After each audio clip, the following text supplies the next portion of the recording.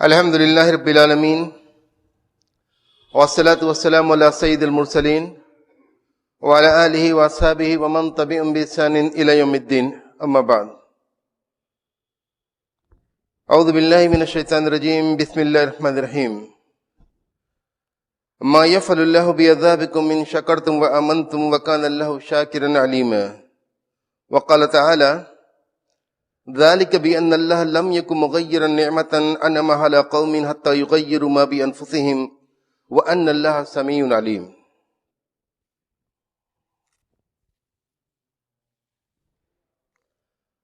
قرآن کریم یہ اللہ رب العالمین کا ایسا عظیم کلام ہے جس میں ہمارے پروردگار نے ہماری ضرورت کی تمام تر باتیں بیان کر دی ہیں۔ مسلم قوم، مسلم معاشرہ یا افراد کے لیے مختلف حالات میں اور مختلف پس منظر میں جن ہدایات کی اور تعلیمات کی ضرورت ہوتی ہے اور جن امور کا جاننا ان کے لیے ضروری ہوتا ہے، ان سب کی وضاحت اللہ رب العالمین نے قرآن کریم کے اندر کر دی ہے۔ یہ جو دو آیتیں میں نے پڑھی ہیں یہ قرآن کریم کی دو مختلف صورتوں کی آیتیں ہیں۔ دونوں میں اللہ رب العالمین نے اپنے بندوں کو کچھ ایسی باتیں بتائی ہیں کہ اگر انسان ان کو سمجھے اور انہیں اپنا لے تو زندگی کی، چاہے وہ انسان کی انفرادی زندگی ہو یا مسلم قوم کی اجتماعی زندگی کی باتیں ہوں، مصائب کا حل نکل آئے، مشکلات آسان ہو جائیں۔ اللہ رب العالمین نے جن چیزوں سے ہمیں مبتلا کر رکھا ہے وہ چیزیں بدل جائیں۔ سورہ نساء کی آیت کریمہ میں اللہ رب العالمین نے فرمایا ما یفعل اللہ بعذابکم ان شکرتم وآمنتم، اللہ رب العالمین تمہیں عذاب میں مبتلا کر کے کیا کرے گا اگر تم لوگ شکر گزار بن جاؤ اور ایمان کی حالت میں رہو۔ ہم سب اللہ رب العالمین پر ایمان رکھتے ہیں اور اس ایمان کے ساتھ اگر ہمارا راستہ شکر گزاری کا ہو، شکر گزاری سے مراد یہ ہے کہ ہم اللہ رب العالمین کا کہاں مانیں، اس کی نافرمانی نہ کریں، جو کچھ اس نے کرنے کو کہا ان باتوں پر ہم عمل کریں، اور جن چیزوں سے ہمیں روک دیا ہے ان سے ہم اپنی زندگی کے اندر دوری بنا لیں، ان کا ارتکاب ہم ہرگز نہ کریں۔ یہی چیز ہوتی ہے عملی شکر گزاری۔ اور اللہ نے اس آیت کریمہ کے اندر بالکل صاف کر دیا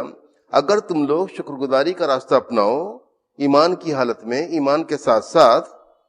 تو اللہ رب العالمین تمہیں عذاب میں مبتلا کر کے کیا کر لے گا۔ وَكَانَ اللَّهُ شَاكِرًا عَلِيمًا، اللہ رب العالمین یہ قدرتا ہے، ہر چیز سے باخبر ہے۔ اللہ رب العالمین کو ہر شخص کی تمام تر معلومات ہے، قوموں پہ کیا بیت رہا ہے، مسلم معاشرے کے اندر کس طرح کے حالات ہیں، ہر چیز سے اللہ رب العالمین باخبر ہے، کسی چیز سے وہ غافل یا بے خبر نہیں ہے۔ اور اللہ رب العالمین یہ قدر کرتا ہے، بندے اگر اللہ رب العالمین کے شکر گزاری کا راستہ اپنائیں گے تو اللہ رب العالمین کی جانب سے ان کے اعمال کی قدر کی جائے گی، ان کا اللہ رب العالمین ان کا ساتھ دے گا، اللہ رب العالمین ان کی مدد کرے گا اور ان کا معاون بن جائے گا۔ یہ اللہ رب العالمین نے اس آیت کریمہ کے اندر بالکل واضح کر دیا۔ اور دوسری آیت کریمہ جو میں نے سورہ انفال کی پڑھی ہے اس میں اللہ رب العالمین نے فرمایا ذَلِكَ بِأَنَّ اللَّهَ لَمْ يَكُن مُغَيِّرًا نِعْمَةً أَنْعَمَهَا عَلَىٰ قَوْمٍ حَتَّىٰ يُغَيِّرُوا مَا بِأَنفُسِهِمْ۔ یہ بات اس لیے ہے کہ اللہ رب العالمین کسی قوم پر انعام کر کے،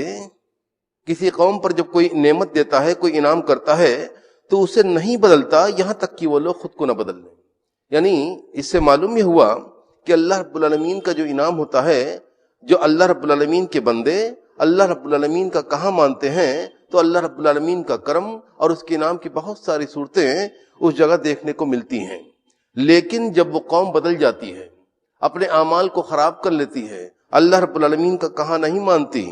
معصیت کا ارتکاب کرتی ہے، گناہوں کے اندر اپنے آپ کو ملوث کر لیتی ہے، تو ایسی صورت میں اللہ رب العالمین اپنے انعام کو بھی کھینچ لیتا ہے، اس کی جگہ وہ عذاب کے اندر مبتلا کر دیتا ہے۔ یہ اللہ رب العالمین نے اس آیت کریمہ کے اندر بالکل واضح کیا، وَأَنَّ اللَّهَ سَمِيعٌ عَلِيمٌ، اور اللہ رب العالمین سننے والا اور جاننے والا۔ یہاں بھی یہی بات کہ اللہ رب العالمین ہر چیز کو سن رہا ہے اور ہر چیز سے وہ باخبر ہے۔ تو اللہ رب العالمین قوموں کے اوپر، افراد کے اوپر بہت سارے انعام کرتا ہے، وہ انعام باقی رہتے ہیں اس لیے کہ وہ قوم اللہ رب العالمین کے بنائے ہوئے راستے پر باقی رہتی ہے۔ جب تک وہ عمل کرتی رہتی ہے، اللہ رب العالمین کا شکر گزار بن کے وہ رہتی ہے، یعنی اللہ رب العالمین کا کہا مانتی ہے، جو کچھ اللہ رب العالمین نے کرنے کو کہا وہ کرتی ہے، اور جن باتوں سے اللہ رب العالمین نے روک دیا وہ قوم اس سے بعد رہ جاتی ہے۔ تو ایسی صورت میں اللہ رب العالمین قوم پر جو انعام کرتا ہے، اپنے کرم کی جو بارش کرتا ہے، وہ سب چیزیں بدستور برقرار رہتی ہیں۔ لیکن قوم اگر اپنے آپ کو بدل لے، اپنی شناخت کو بدل ڈالے، جو کچھ اس سے کرنے کو کہا اللہ رب العالمین نے وہ نہ کرے، تو ایسی صورت میں اللہ رب العالمین اپنے کرم کو اٹھا لیتا ہے۔ اب وہ اللہ رب العالمین جس قوم سے اپنے انعام کو اٹھا لے، اس قوم کا یا ان افراد کے زندگی میں کیسی حالت ہو سکتی ہے، اس کا تصور کیا جا سکتا ہے۔ اللہ رب العالمین کا کرم ہمارے اوپر ہے کہ ہم ہیں، ہماری سانسیں آ جا رہی ہیں، ہم کو اللہ رب العالمین نے ہدایت دی ہے، اس لیے ہم اللہ رب العالمین کا کہا مانتے ہیں۔ لیکن اگر کسی قوم سے یا بعض افراد سے اللہ رب العالمین اس نعمت کو چھین لے تو اس کی کیا حالت ہوگی، اپنے کرم کو دور کر لے تو اس کی کیا حالت ہوگی، یہ تصور انسان کرنا چاہے تو وہ کر سکتا ہے، اس لیے کہ وہ کہیں کا نہیں رہ جائے گا، پوری طرح سے خائب و خاسر ہو جائے گا۔ جتنے بھی مشکل حالات ہوتے ہیں، اللہ رب العالمین کے بندے اگر اللہ رب العالمین سے اپنے تعلق کو استوار رکھیں، یعنی اللہ کی توحید کو اپنائے رہیں، اس سے استغفار کرتے رہیں، گناہوں کا احساس اپنے دل کے اندر ہو، اور گناہ کے ساتھ ساتھ وہ اللہ رب العالمین سے توبہ بھی کرتے رہیں، اور اس سے لو لگا کے رکھیں، جو کچھ مانگنا ہے وہ اللہ رب العالمین سے مانگیں، اس لیے کہ تمام تر امور کی جو زمام ہے، باغ ڈور ہے، وہ سب اللہ رب العالمین کے ہاتھ میں ہے۔ اس دنیا کے اندر جو کچھ ہوتا ہے وہ اللہ رب العالمین کی مشیت سے ہوتا ہے، اس کی بنائی ہوئی تقدیر سے ہوتا ہے۔ تو بندے کبھی یہ نہ سمجھیں کہ ہمیں اللہ رب العالمین کا ساتھ نہیں ملے گا، لیکن بندوں کو اپنی جانب سے کچھ نہ کچھ کرنا ہے، اللہ رب العالمین کو منانا ہے، اور اللہ رب العالمین کو راضی کرنا ہے، اور اس کے لیے بندوں کو اللہ رب العالمین کا کہا ماننا ہے۔ جو کچھ اللہ رب العالمین نے کرنے کو کہا اس کو کرنے کی جانب وہ مائل کرے اپنے آپ کو، اور وہ کرے۔ اور معصیت کی جو صورتیں اسلامی معاشرے کے اندر دکھائی دیتی ہیں، ان سب سے بچنے کے لیے کچھ اقدام ہو، اللہ رب العالمین بندوں کی مدد کرے گا، لیکن ہمیں اللہ رب العالمین سے تعلق کو استوار کرنا ہوگا، اس سے لو لگانی ہوگی، اور اس سے دعائیں کرنی ہوگی۔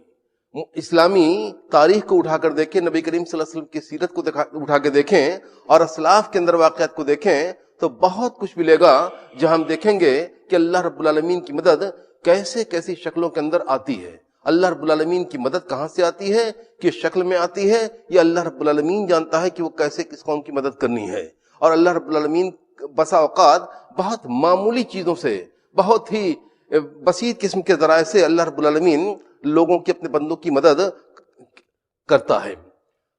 نبی کریم صلی اللہ علیہ وسلم کی مکی زندگی اور مکی زندگی کے بعد نبی کریم صلی اللہ علیہ وسلم کا ہجرت کر کے نکلنا، اس واقعے کے اندر اگر ہم دیکھیں گے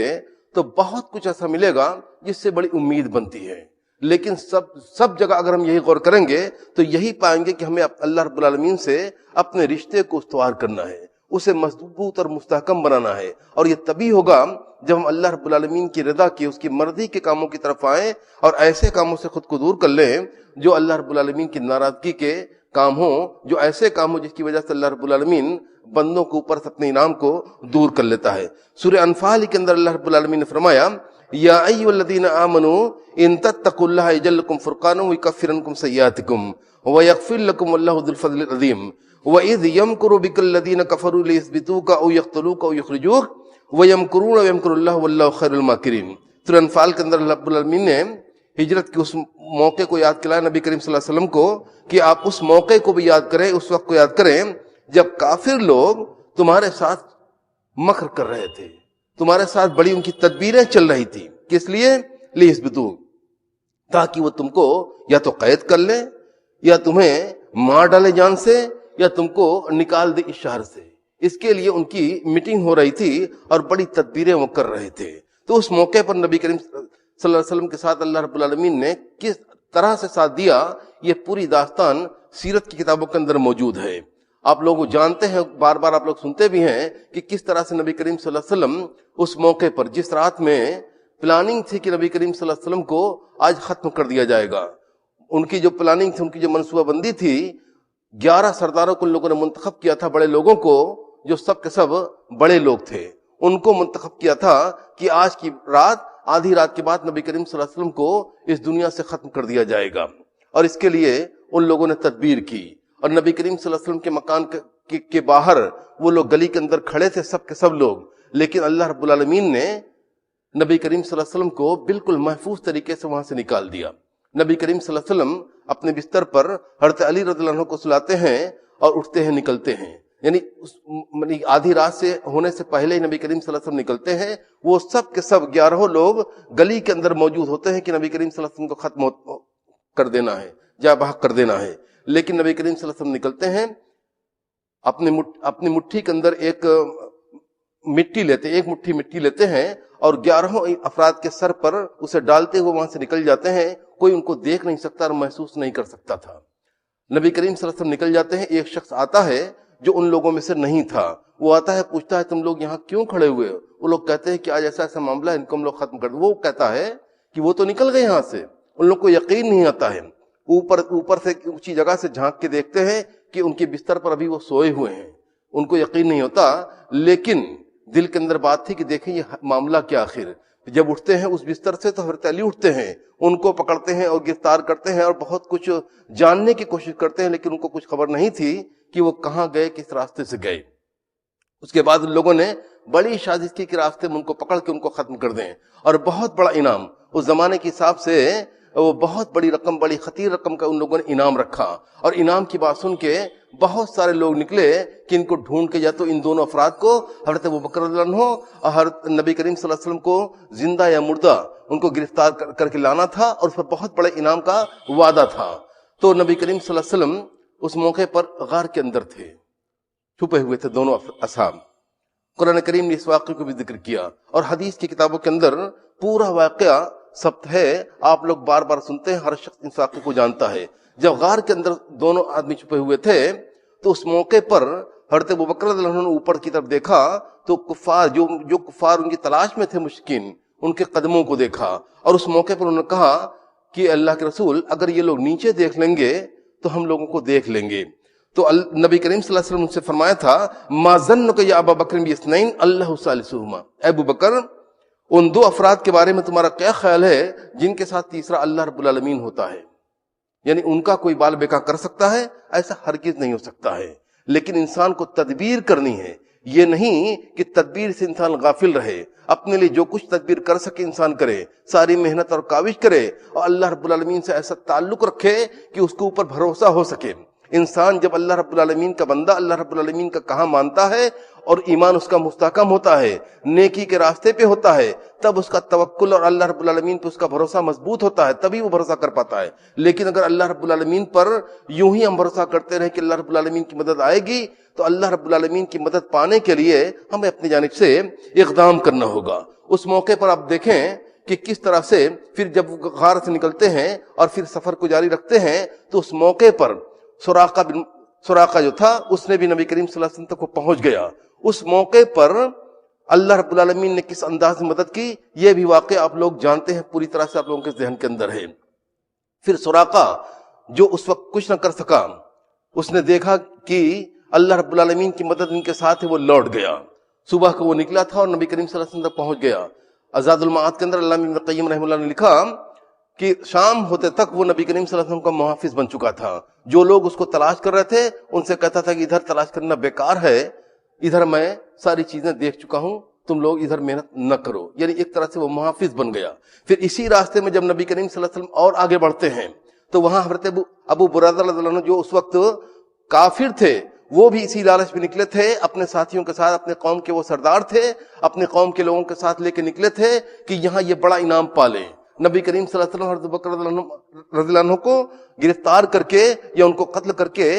جو انعام تھا وہ پانے کے لیے وہ بھی نکلے تھے اپنی قوم کے ساتھ۔ راستے میں نبی کریم صلی اللہ علیہ وسلم سے جب ملاقات ہوتی ہے اور گفتگو ہوتی ہے تو وہیں وہ اسلام قبول کر لیتے ہیں اور ان کے ساتھ ان کی قوم کے 70 لوگ اسلام قبول کر لیتے ہیں. تو یہ دیکھیں کہ اللہ رب العالمین کیسے کیسے مدد کرتا ہے کہ جو آدمی نکلا ہے ان کو قتل کرنے کے لیے، ان کو پکڑ لینے کے لیے، انعام پانے کی لالچ میں، وہ شخص نبی کریم صلی اللہ علیہ وسلم کی بات کو دیکھ کر، سن کر، آپ کے اخلاق کو، کردار کو دیکھ کر وہ مسلمان ہو جاتا ہے. تو مسلمانوں کے اندر یہ بھی ایک بہت بڑی ضرورت ہے کہ اپنے اخلاق کو نکھاریں. جو باتیں دین کی ہیں، جو اخلاق کی باتیں ہیں، جو اسلام نے ہم کو تعلیمات دی ہیں، ان کو ہم اپنے اندر اتارنے کی کوشش کریں. یہی چیزیں ہیں جو بدلاؤ لائیں گی، اور یہی وہ چیزیں ہیں جو ہمارے دشمنوں کو متاثر کریں گی اور وہ ان کا دل نرم ہوگا.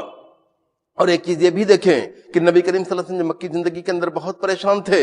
تو کفار کے اندر، مشرکین کے اندر 2 چہرے ایسے تھے جو ان کی مدد کر سکتے تھے. ایک حضرت عمر رضی اللہ عنہ کا چہرہ تھا جو اسلام نہیں لائے تھے، اور ایک ابو جہل کا چہرہ تھا. نبی کریم صلی اللہ علیہ وسلم نے اللہ رب العالمین سے دعا کی تھی اس موقع پر کہ اللہ یہاں تیرے ان 2 بندوں کے اندر جو تجھے محبوب ہو اس کے ذریعے سے تو اسلام کی مدد فرما، تم ان کو اس مشرف اسلام کر تاکہ ان کے ذریعے سے اسلام کو مدد ملے، مسلمانوں کو مدد پہنچے. تو اس موقع پر اللہ رب العالمین نے حضرت عمر کو منتخب کیا اور ان کو ہدایت دی. وہ کس طرح سے مسلمان ہوئے تھے، ان کا پورا واقعہ بار بار سنا جاتا ہے تقریروں اور خطبوں کے اندر، کہ کس طرح سے وہ